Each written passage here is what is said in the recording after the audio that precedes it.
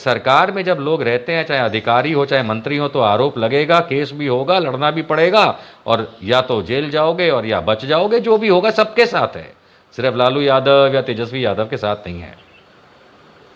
नरेंद्र मोदी के खिलाफ भी केस हुआ, अमित शाह तो तड़ीपार हुए। 2008-9 में एक 14-15 साल का बच्चा, समझ रहे हैं ना, 14-15 साल का बच्चा, वो प्रिवेंशन ऑफ करप्शन एक्ट सन 1988 के कानून के तहत उसको नामजद किया गया है कि नहीं? हास्यास्पद बात। तेजस्वी यादव के नाम पे जो चार्जशीट अभी हाल में फाइल हुई है राउज एवेन्यू कोर्ट दिल्ली के अंदर सीबीआई के मामले में, उसमें सैंक्शंस लेने बाकी हैं। जब तक राज्य सरकार बिहार की सैंक्शन नहीं करेगी कि इनको प्रोसिक्यूट किया जाए, इनके खिलाफ केस चलाया जाए, वो केस नहीं चलेगा। कोई कोर्ट नहीं चला सकता। ये हर एक के लिए है, खाली तेजस्वी के लिए नहीं है, सारे लोक सेवकों के लिए है। और दूसरी बात ये कि अगर केस चलता भी है, अगर वो सैंक्शन मिलता भी है, तो लोग लगे पड़े हैं भाई जेल चले जाएंगे। कैसे जेल चले जाएंगे? इसी मामले में जब पहले के 3 अक्यूज्ड को जेल के बजाय बेल मिली है ना, बेल उसी कोर्ट ने दी है, तो उसी आधार पे जो कानूनी प्रक्रिया जानते हैं, इनको बड़े आराम से उस समय जमानत भी मिल जाएगी। लोग जमानत पे रहने के बावजूद क्या सरकार में बने रह सकते हैं? तो ऐसे तो सैकड़ों मंत्री खुद मोदी जी के कैबिनेट में हैं जो जमानत पे हैं, सैकड़ों उनके एमपी एमएलए हैं जो जमानत पे हैं, और जमानत पे होने के बावजूद बड़े आराम से मंत्री पद पे काम कर रहे हैं, एमएलए हैं, एमपी हैं पूरे देश के अंदर। सीबीआई एक ऐसी संस्था है जिसके 90% से ज्यादा केस हमेशा फ्लॉप हुए हैं। खुद सीबीआई हारी है। ये मैं नहीं, सीबीआई का रिकॉर्ड बता रहा है, खाली तेजस्वी की वजह से नहीं कह रहा हूं। मैं तो एक नॉर्मल बात कर रहा हूं कि जितने भी सीबीआई के केस हैं वो सारे के सारे फ्लॉप हुए। और आज की तारीख में भारत का गृह मंत्री अमित शाह तड़ीपार, वो भी सीबीआई को हरा के ही बना है। नरेंद्र मोदी की सीबीआई ने पूछताछ की थी, नाम नहीं कर पाए उसका, क्योंकि वो भी सीबीआई थी। यानी सीबीआई का रिकॉर्ड हम और आप जानते हैं कि सीबीआई, ईडी, ये लोग जिनके खिलाफ भी एक्शन लेते हैं, ये राजनीतिक तर्ज पे लिया जाता है और उसके बाद टाई टाई फेस हो जाती है। आप देख रहे हैं देश लाइव, देश की आवाज। तेजस्वी यादव पे हो गई चार्जशीट और बिहार में अटकलें लगने लगी। क्या हम लोग जानते भी हैं किस मामले में और कैसी चार्जशीट है?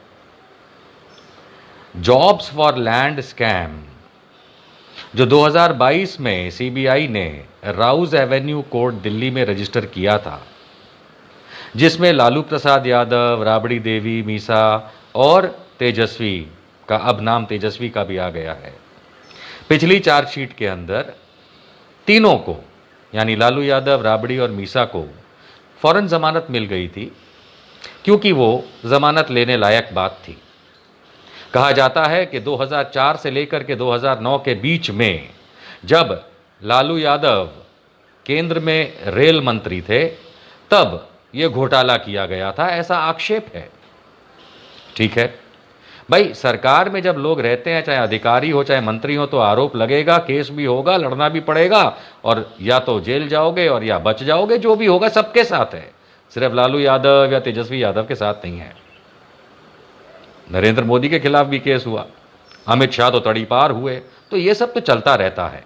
लेकिन आते हैं मुद्दे की बात पे कि जो इस समय बिहार में एक हंगामा मचा रखा है, सरकार गिर जाएगी, तेजस्वी यादव जेल जाएंगे, तो इसकी कुछ असलियतों पे, कुछ फैक्ट्स पे मैं आप लोगों को जानकारी देना चाहता हूं। बाकी तो फिर जो कोर्ट करना चाहता है करेगा। पहली चीज, जो ये स्कैम बताया गया है, जो आरोप है, वो आरोप जो है वो रेल मंत्री रहे लालू यादव पे और उनके परिवार के लोगों पे है। हम सब जानते हैं कब का मामला बताया गया है। ये रेलवे की भर्ती का मामला बताया गया है 2008-2009 का। कब का? 2008-2009। आज कौन सा वर्ष है? 2023। ठीक है। सबसे पहली बात, अब जो चार्जशीट फाइल हुई है उसमें बिहार के इस समय के उप मुख्यमंत्री तेजस्वी यादव, जो कि लालू यादव, राबड़ी देवी के बेटे भी हैं, उनको भी चार्जशीट में नामजद किया गया है। ओके, अब आप जरा एक गौर फरमाइएगा एक छोटी सी बात पे। हमारे देश में नाबालिगों के लिए कुछ कानून हैं। अब आप बोलेंगे इसमें नाबालिग की बात कहां आ गई? पहले तो मैं आपको यह बता दूं कि 2008-9 में आज के बिहार के उप मुख्यमंत्री तेजस्वी यादव जो 33 वर्ष के आज हैं, 33 इयर्स के, वो उस समय 14-15 वर्ष के थे। तो अगर लालू यादव पे आरोप हैं और केस चलेगा वगैरह है, जिसमें ऑलरेडी उन लोगों को, लालू यादव, राबड़ी देवी और मीसा को जमानतें मिली हुई हैं उसी कोर्ट से, सीबीआई कोर्ट से, तो अगर मान लीजिए कि चार्जशीट में नाम डाला भी गया है तो बड़ा हास्यास्पद है कि 2008-9 में एक 14-15 साल का बच्चा, समझ रहे हैं ना, 14-15 साल का बच्चा, वो प्रिवेंशन ऑफ करप्शन एक्ट सन 1988 के कानून के तहत उसको नामजद किया गया है कि नहीं हास्यास्पद बात? आपके घर में कोई 12, 13, 14, 15 साल का बच्चा होगा और यदि आप कोई गुनाह करते, वो आरोप भी अगर आप पे लगता है, तो बच्चे के लिए कानून तो कुछ और है। तो ये उस समय की बात हो रही है, 2008-9 की बात, जब लालू यादव रेल मंत्री थे। ठीक है, उन पे आरोप लगे हैं, केस हुआ है, जमानत भी मिली है, केस चलेगा। लेकिन उस समय तेजस्वी यादव की उम्र क्या थी? उस समय तेजस्वी यादव, कैलकुलेट कर लीजिए भैया, आपके तो उप मुख्यमंत्री हैं, 14-15 साल के मुश्किल से रहे, यानी नाबालिग थे। क्या नाबालिग व्यक्ति, बच्चा, आज की तारीख में या उस समय भी, क्या नाबालिग बच्चा prevention of corruption act PCA 1988 के तहत नामजद किया जा सकता है उस समय का नाम लेकर के? पहली बात तो यह समझ लीजिए हास्यास्पद है।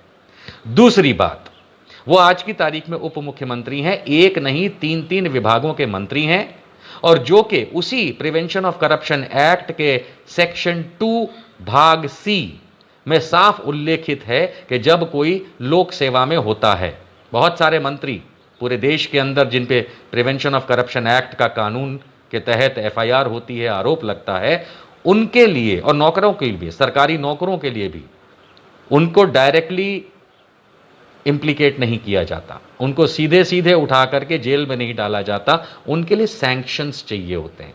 उदाहरण के तौर पे कोई डीजीपी है किसी राज्य का, डायरेक्टर जनरल ऑफ पुलिस है, उस पर करप्शन का अगर चार्ज लगता है, एफआईआर भी होती है, चार्जशीट भी होती है, तो उसको जेल में नहीं डाला जाता जब तक के उस राज्य के अधिकारी जो आधिकारिक तौर पे सैंक्शन करते हैं कि हाँ इनके खिलाफ केस चलाया जाए।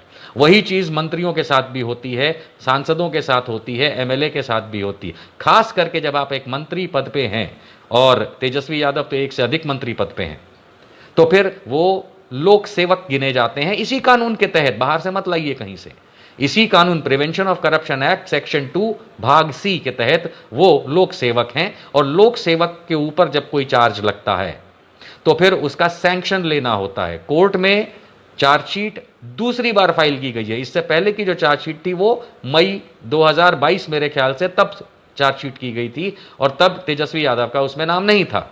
जिनका नाम था उन सबको जमानत मिली हुई है, उसी कोर्ट ने फौरन दे दी थी।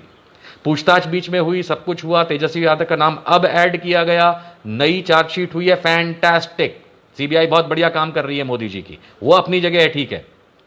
लेकिन वही सीबीआई जो है वो हेमंत बिश्वा शर्मा जो आसाम के मुख्यमंत्री हैं उनके सामने चुप हो जाती है, उनकी मोदी जी की ईडी चुप हो जाती है, जिस पे केस चल रहे थे, अब उसको मुख्यमंत्री बनाया है। इधर अजीत पवार पे ईडी और सीबीआई के केस चलते हैं महाराष्ट्र के अंदर, और उनको उप मुख्यमंत्री, ऐसे सैकड़ों एग्जाम्पल। अरे एकनाथ शिंदे मिनिस्टर साहब, वो तो खुद चीफ मिनिस्टर साहब महाराष्ट्र, वो तो खुद ईडी और सीबीआई से बचने के चक्कर में क्या किया। खैर ये तो बड़ी आम बात है, लेकिन कहने का तात्पर्य ये है कि जान लीजिए कि तेजस्वी यादव के नाम पे जो चार्जशीट अभी हाल में फाइल हुई है राउस एवेन्यू कोर्ट दिल्ली के अंदर सीबीआई के मामले में, उसमें सैंक्शंस लेने बाकी हैं। जब तक राज्य सरकार बिहार की सैंक्शन नहीं करेगी कि इनको प्रोसिक्यूट किया जाए, इनके खिलाफ केस चलाया जाए, वो केस नहीं चलेगा, कोई कोर्ट नहीं चला सकता। ये हर एक के लिए है, खाली तेजस्वी के लिए नहीं है, सारे लोक सेवकों के लिए है।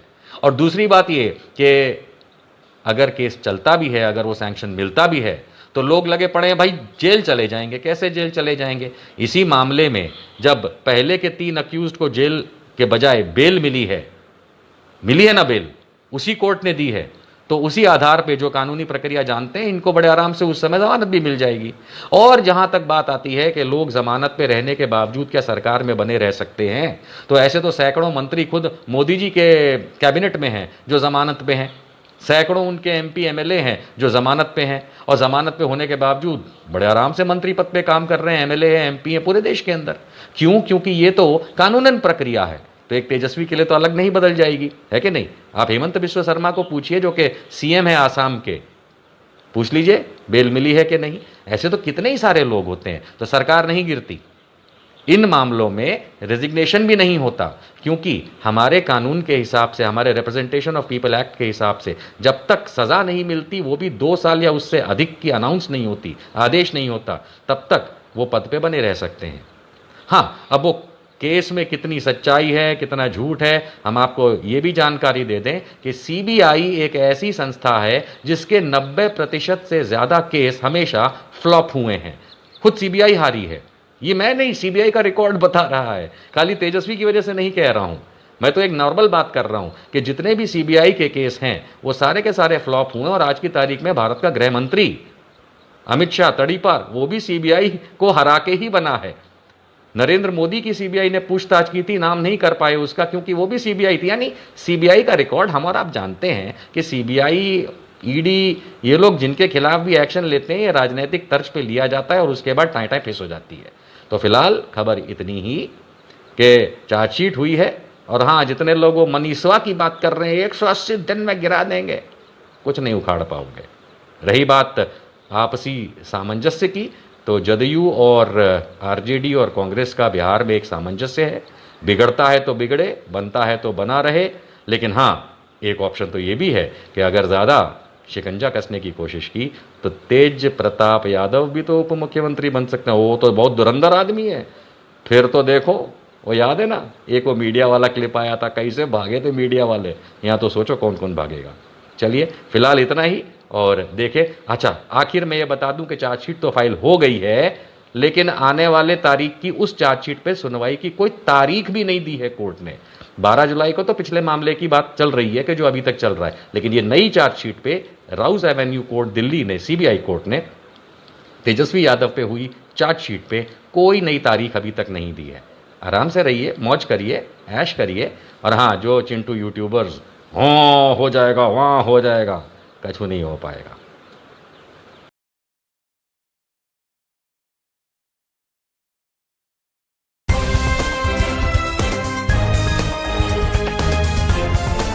देश और दुनिया की तमाम छोटी और बड़ी खबरों के लिए हमारे चैनल को सब्सक्राइब करना न भूलें और बेल का बटन जरूर दबाएं।